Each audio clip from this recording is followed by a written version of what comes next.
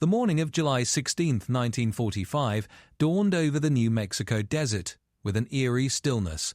At precisely 5:29 a.m., the world changed forever. A blinding flash of light, brighter than 1,000 suns, illuminated the pre-dawn darkness over the Trinity test site near Alamogordo. J. Robert Oppenheimer, the theoretical physicist who had directed the Manhattan Project, stood among the observers, watching the mushroom cloud rise into the heavens. In that moment, as the shock wave rippled across the desert floor and the fireball consumed the atmosphere, words from an ancient Sanskrit text flooded his mind. "Now I am become death, the destroyer of worlds." These words came from the Bhagavad Gita, a 700-verse Hindu scripture dating back to the first millennium BCE. Oppenheimer, who had learned Sanskrit specifically to read this text in its original language, found himself connecting the most advanced weapon ever created by humanity to a passage written thousands of years before the birth of Christ.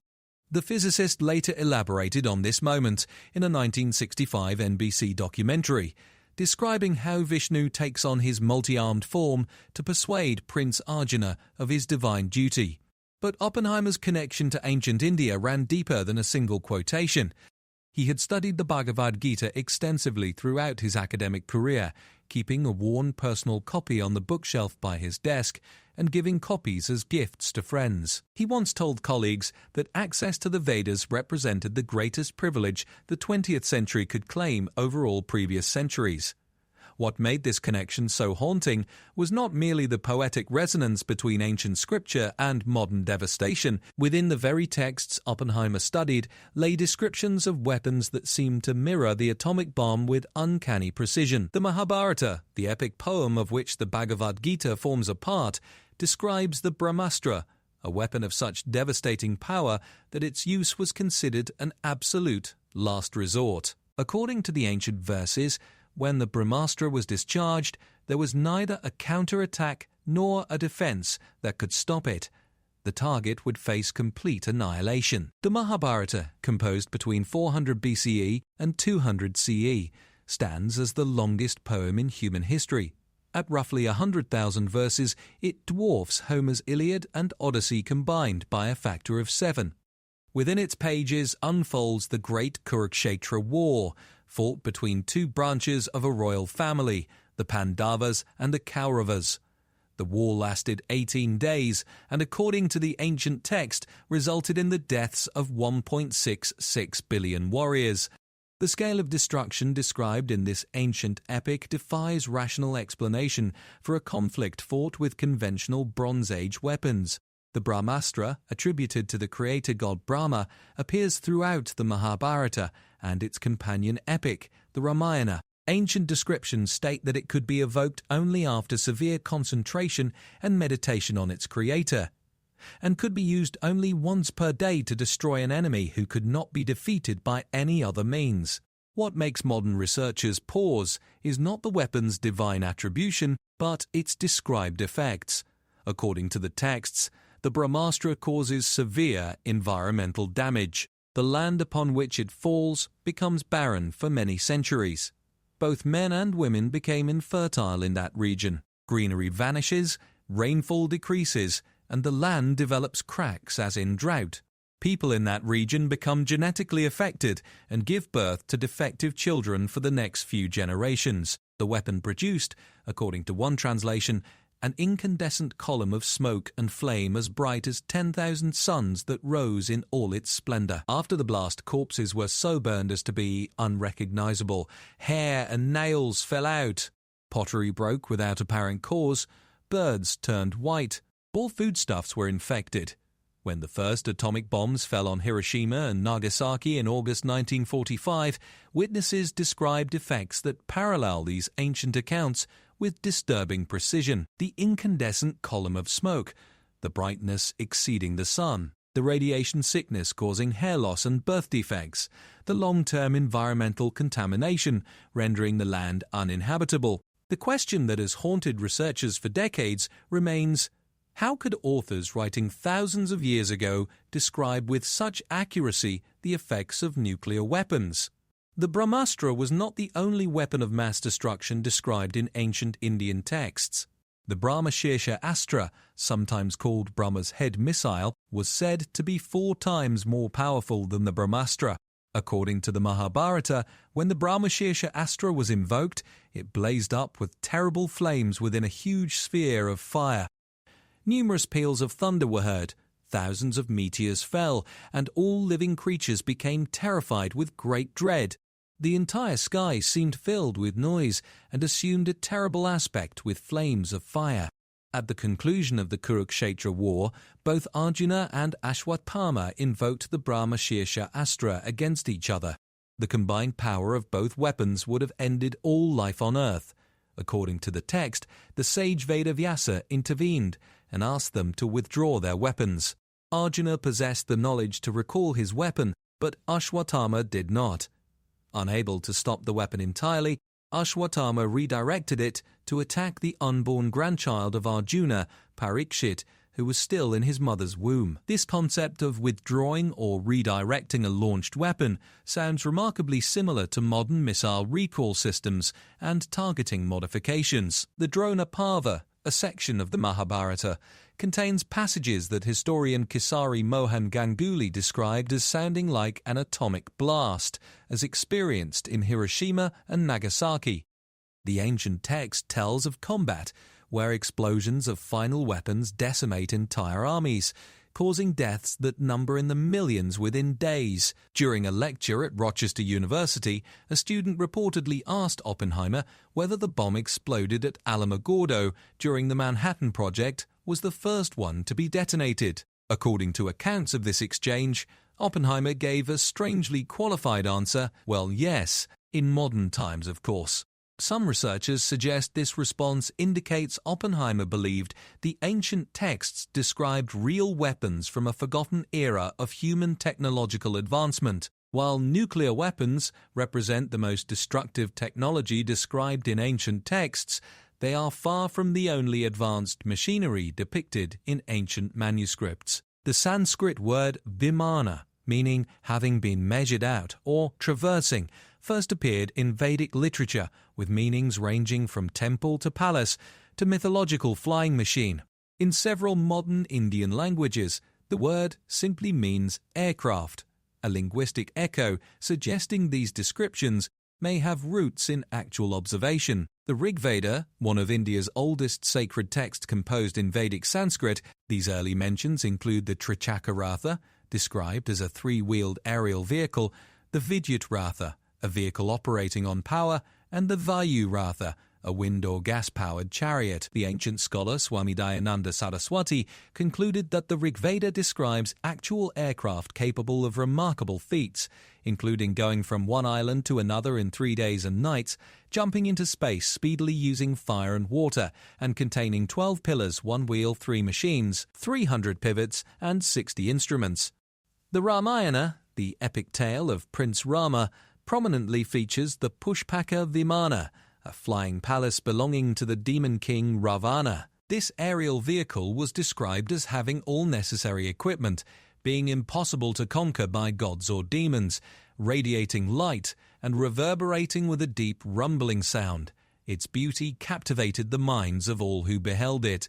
Viswakarma, the divine architect, had created it by the power of his austerities, and its outline, like that of the sun, could not be easily delineated.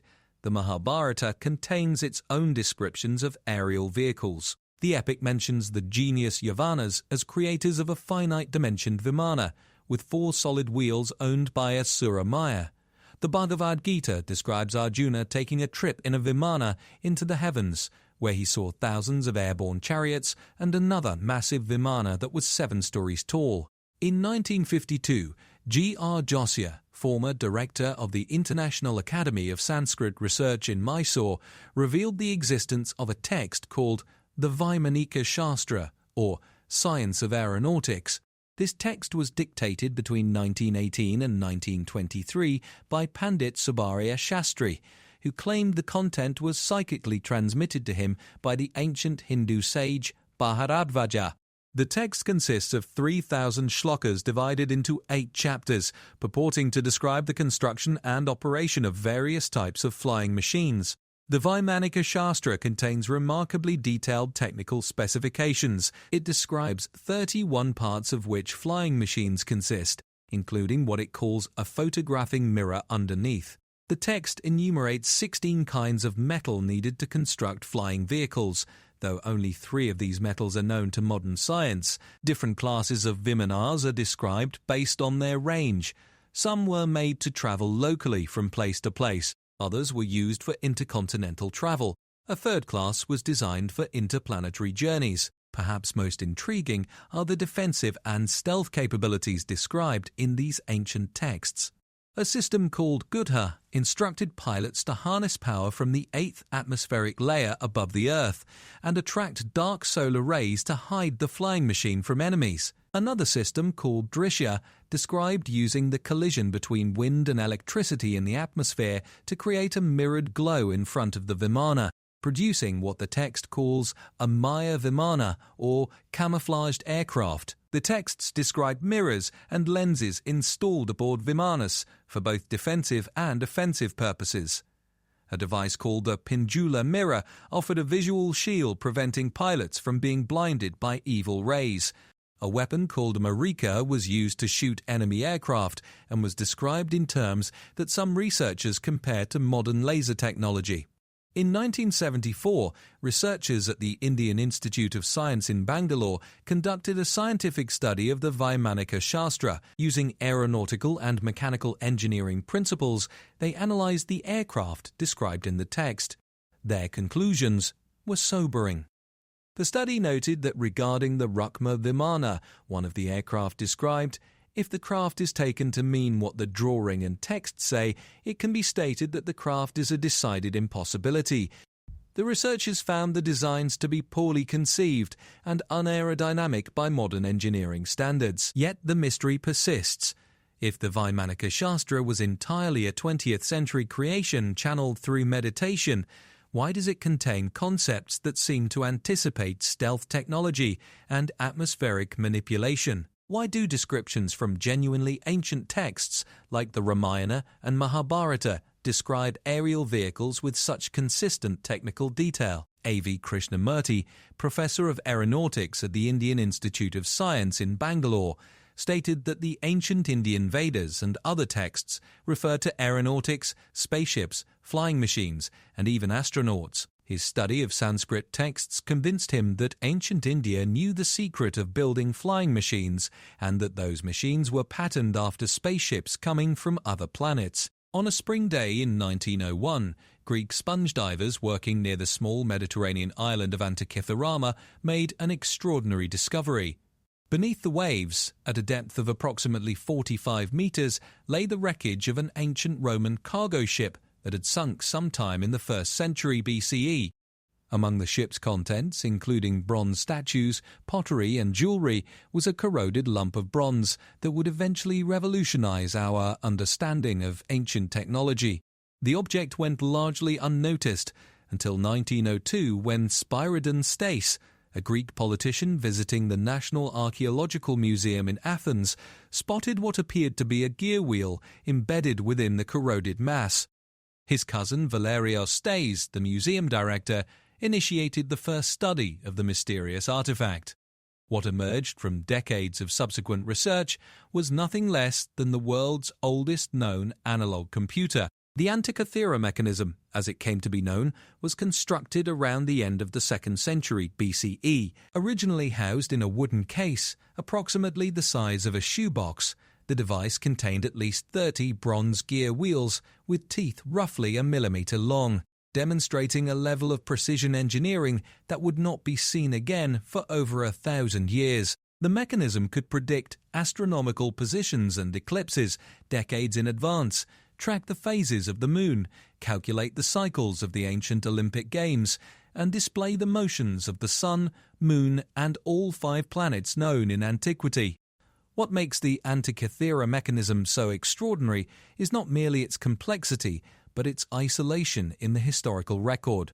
No other geared mechanism of such sophistication is known from the ancient world. The next comparable devices would not appear until the astronomical clocks of medieval European cathedrals, built more than a millennium later. The mechanism represents what researchers describe as a conception of pure genius, one of the great wonders of the ancient world. In 2005, an international team of researchers used microfocus X-ray computed tomography to create detailed three-dimensional images of the mechanism's interior. The results revealed inscriptions and mechanical details that had been hidden for over 2,000 years. The front of the device displayed a cosmos of moving astronomical bodies, while the back contained spiral dials tracking the 19-year Metonic cycle and the 223-month Saros eclipse cycle. The inscriptions describe the motions of celestial bodies with mathematical precision borrowed from Babylonian astronomy and combined with Greek geometric models. Professor Tony Freeth, who led the UCL Antikythera research team, described the device as the most complex piece of engineering to have survived from the ancient world. The team's research revealed that the mechanism embodied astronomical cycles of remarkable accuracy. A 462-year cycle for Venus and a 442-year cycle for Saturn appeared in the inscriptions, representing levels of precision that suggest centuries of systematic astronomical observation. The philosophical implications of the Antikythera mechanism extend beyond its technical achievements. If ancient Greek engineers possessed the capability to create such sophisticated computational devices, what other technologies might have existed that did not survive? The mechanism itself was nearly lost to history, preserved only by the accident of a shipwreck. How many other ancient inventions vanished without a trace? The mechanism also raises questions about technological continuity. Complex constructions of this type would not reappear in Europe until the astronomical tower clocks of the 14th century, more than 1,000 years after the Antikythera mechanism was created. What caused this technological regression?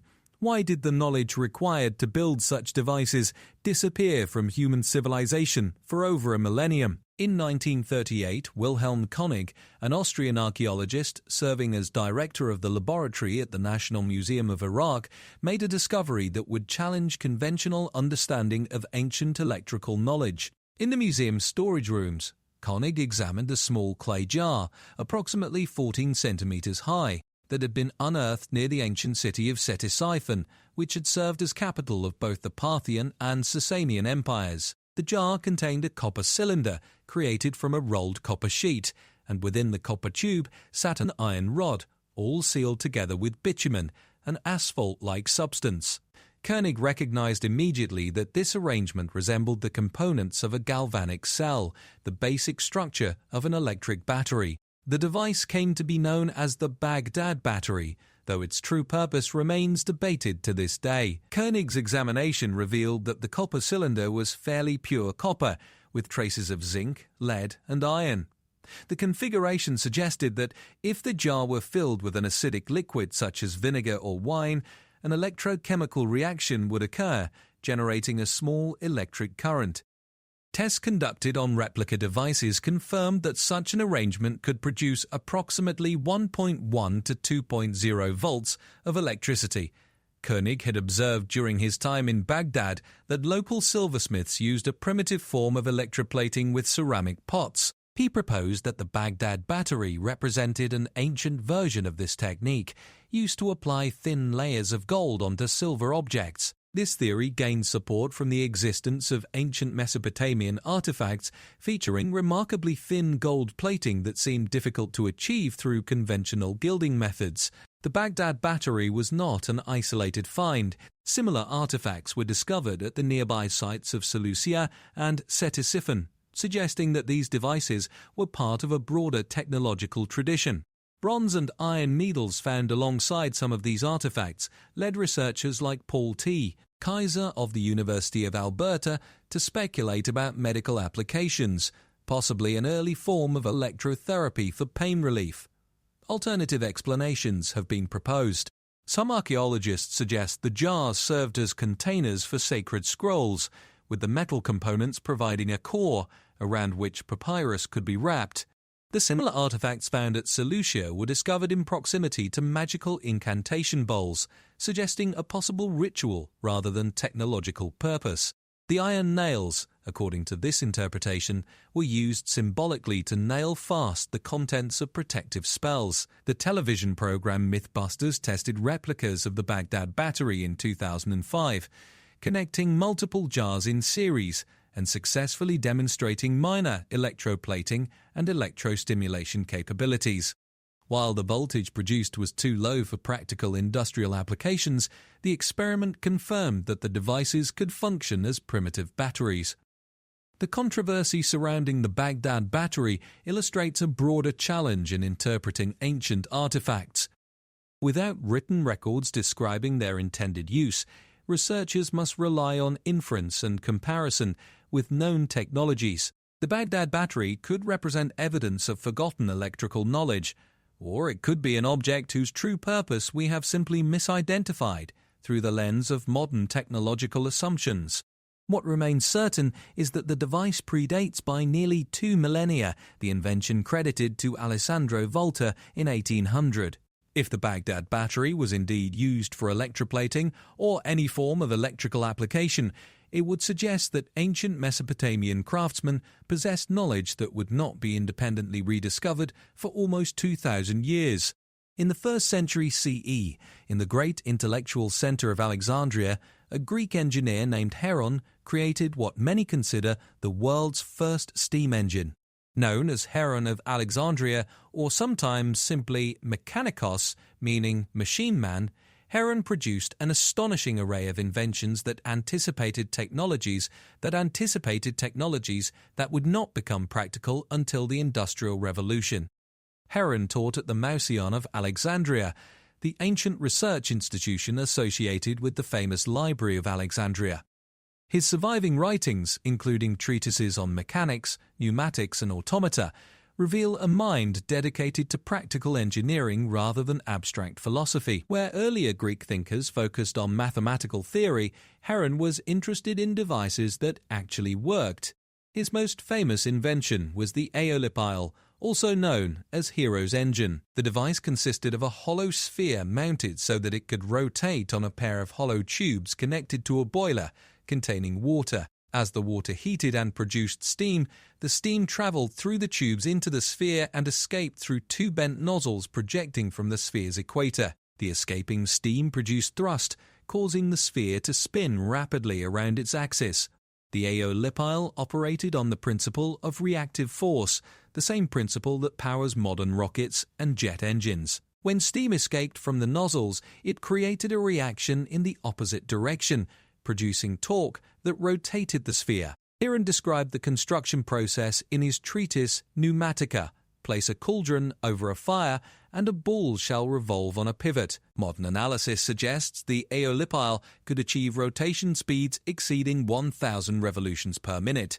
Paul Kaiser, a specialist in ancient engineering, has noted that while the device demonstrated the principle of steam power, Heron was too accomplished an engineer to propose it as a practical steam engine in the modern sense. The sphere was too light to function as an effective flywheel, and the device would spin too fast to allow simple gearing to transmit its power for useful work. Despite these limitations, the aeolipile represents a conceptual breakthrough. Heron demonstrated that steam could be converted into rotational motion, a principle that would become the foundation of the Industrial Revolution. Why this knowledge was not developed further remains one of history's great mysteries. Heron's inventive genius extended far beyond the aeolipile. He created the world's first vending machine, which dispensed a set amount of holy water when a coin was deposited. The coin fell upon a pan attached to a lever, which opened a valve to release the water. When the pan tilted far enough from the coin's weight, the coin fell off, and a counterweight snapped the lever back, closing the valve. He designed wind-powered machines, including a wind wheel operating an organ, marking the first documented instance of wind energy being harnessed to power a machine. He created automatic temple doors that opened when a fire was lit on an altar, using the expansion of heated air to force water from a hidden container into a bucket, whose weight pulled ropes that opened the doors. Perhaps most remarkably, Heron created entirely mechanical theatrical performances, lasting almost 10 minutes, powered by a system of ropes, knots and simple machines operated by a rotating cylindrical cogwheel. These automata could change scenes, move figures, and create sound effects, representing an early form of programmable mechanical systems. The applications of Heron's inventions were largely theatrical and religious. Temple priests employed his devices to create apparent miracles, inspiring awe and devotion in worshippers. Steam-powered statues appeared to breathe. Doors opened without visible cause. Flames burst forth from altars. In an age when the divine was expected to manifest in the physical world, Heron provided the technology to make it happen. What might have been achieved if Heron's inventions had been developed for industrial rather than theatrical purposes? The Roman Empire of his day possessed the material resources, organizational capacity, and engineering expertise to potentially develop steam technology on a practical scale. Yet it would be another 17 centuries before James Watt's improvements to the steam engine. The intellectual and social conditions necessary for such a transformation simply did not exist in the ancient world, despite the technical foundations being in place.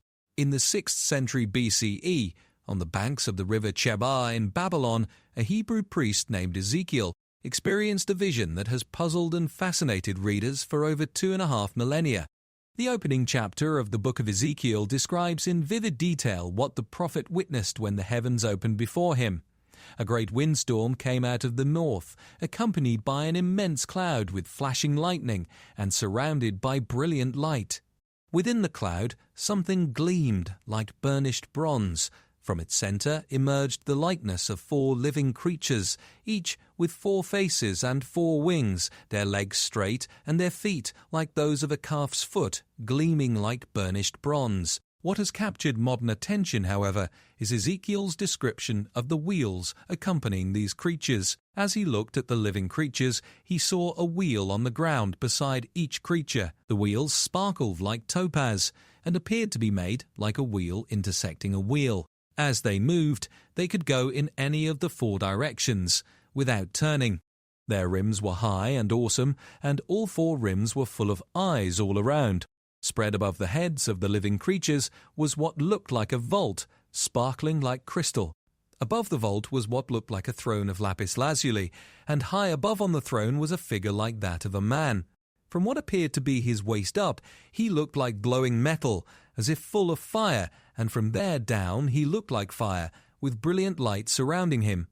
In 1968, Swiss author Erich von Däniken proposed in his book Chariots of the Gods that Ezekiel had not experienced a divine vision, but had witnessed advanced technology, possibly an extraterrestrial spacecraft. The wheels within wheels, von Däniken suggested, described omnidirectional landing gear. The vault, sparkling like crystal, was a protective dome. The brilliant light and fire were propulsion systems.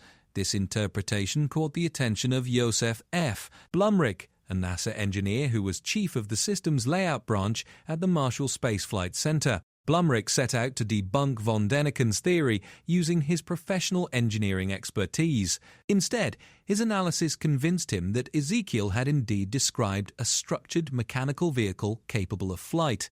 Blumrich published his conclusions in 1974 in a book titled The Spaceships of Ezekiel.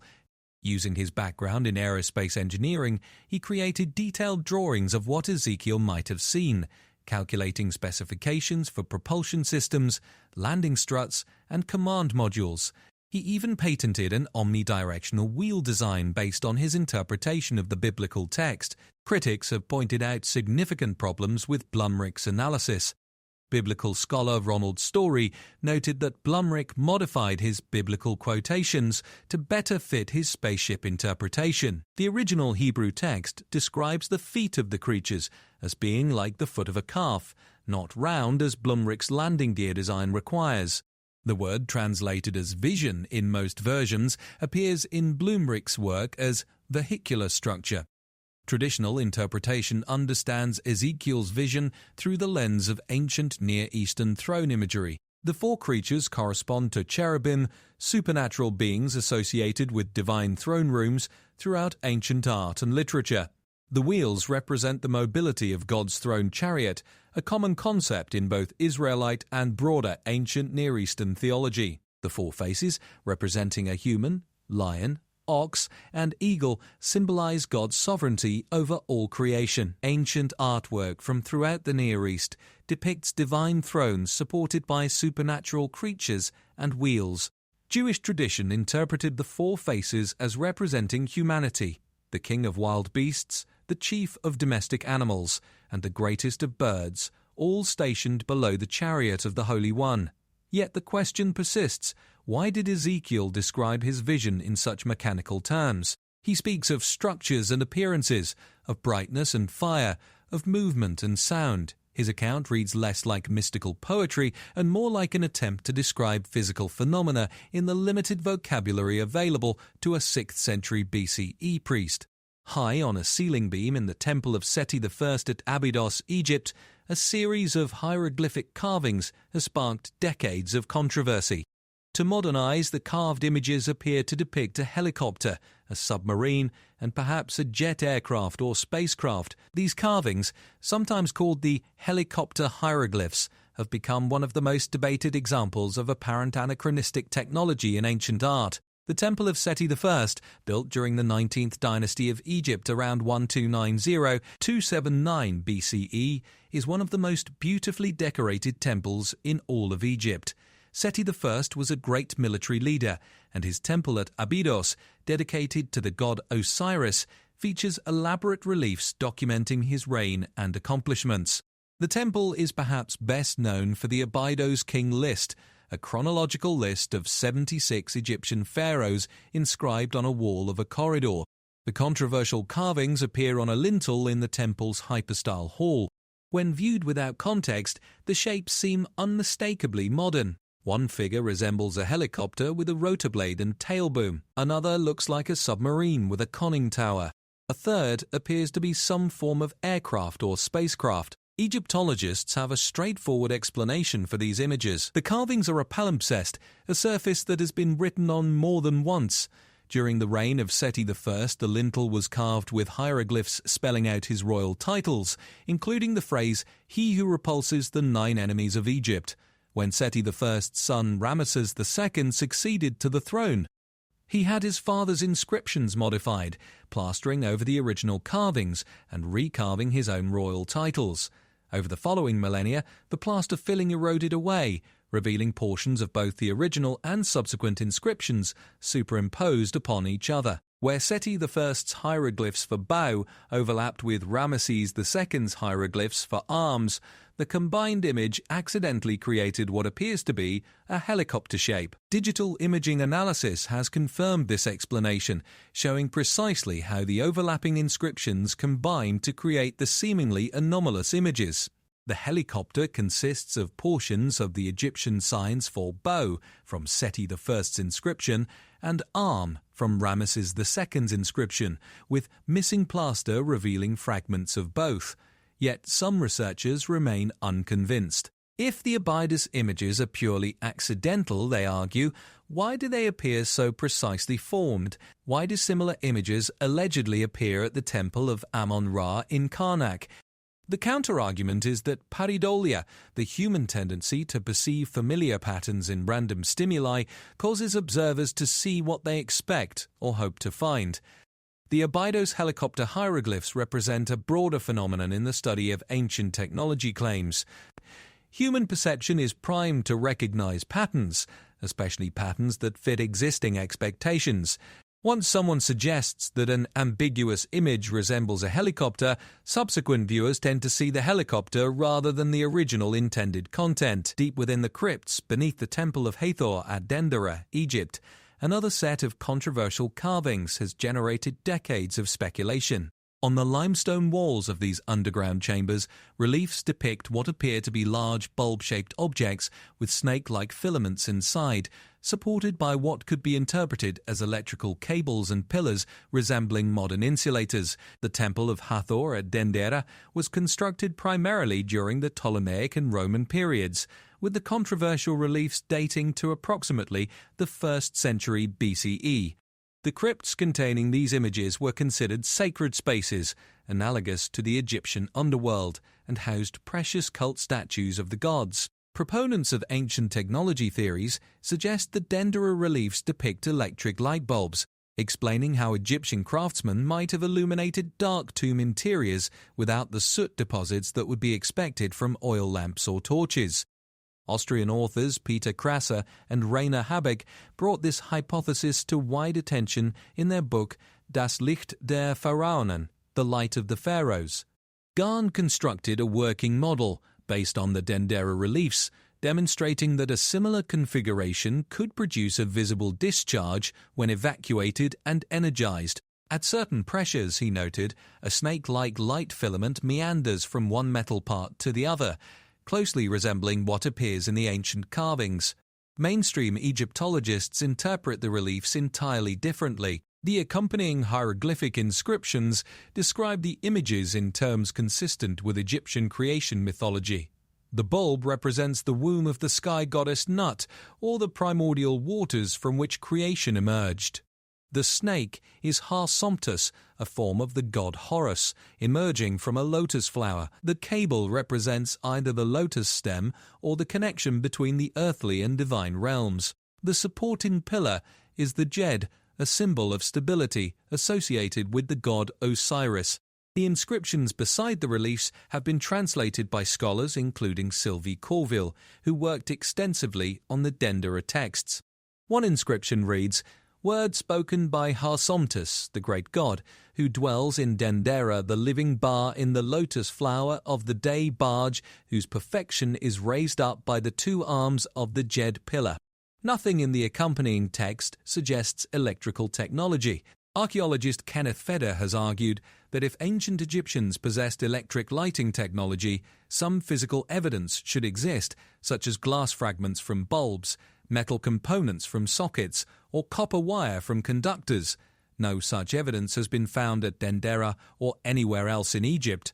The Dendera light controversy illustrates the challenge of interpreting ancient art through modern eyes. Visual similarity does not establish functional identity. The reliefs may superficially resemble light bulbs to 21st century observers, but the Egyptians who created them were working within a symbolic and mythological tradition that had no concept of electricity. The ancient texts and artifacts examined in this exploration, on one hand we have descriptions and objects that seem to describe or embody technologies far beyond the accepted capabilities of their time. The Mahabharata's descriptions of devastating weapons mirror the effects of nuclear bombs with uncanny precision. The Antikythera mechanism demonstrates computational sophistication unmatched for a millennium. Iran's Aeolipile anticipated the steam engine by nearly 2,000 years. On the other hand, mainstream scholarship offers compelling alternative explanations for most of these mysteries. The nuclear weapon descriptions in ancient Indian texts may be poetic exaggeration or symbolic representations of divine power rather than literal accounts of atomic warfare. The Vaimanika Shastra was demonstrably written in the early 20th century. The Baghdad battery may have served ritual rather than electrical purposes. The Abydos helicopter and Dendera light can be explained by palimpsest effects and religious symbolism, respectively.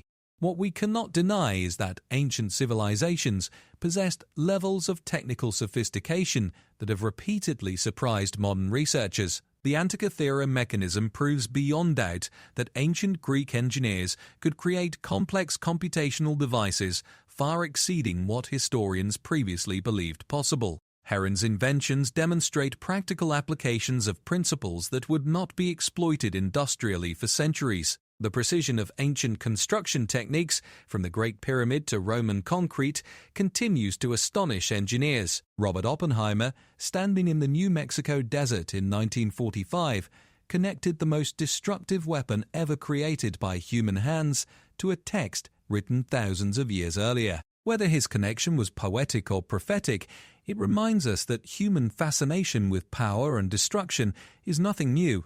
The weapons described in the Mahabharata may not have been nuclear bombs, but they represented the same fundamental desire to wield forces beyond ordinary human capability.